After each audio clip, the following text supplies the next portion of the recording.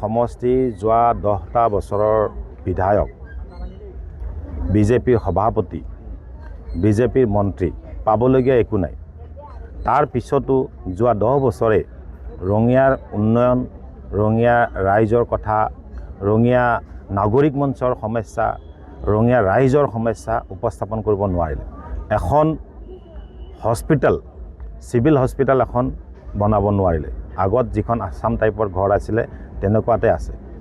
Train লাইনৰ সমস্যা, স্কুলীয়া সমস্যা, খেলপথাৰৰ সমস্যা বহু আছে। নিৰ্বাচনৰ কথা মই নিৰ্বাচনৰ সময়ত ক'ম, যিহেতুকে আজি এটা পবিত্ৰ দিন হিচাপে আমি আজি আগবাঢ়িছোঁ। গতিকে প্ৰথমে মই সকলোকে শুভেচ্ছা জনাইছোঁ আৰু মই মৰম আৰু প্ৰতিগৰাকী ৰাইজৰ পৰাই মই আশীৰ্বাদ বিচাৰিছোঁ।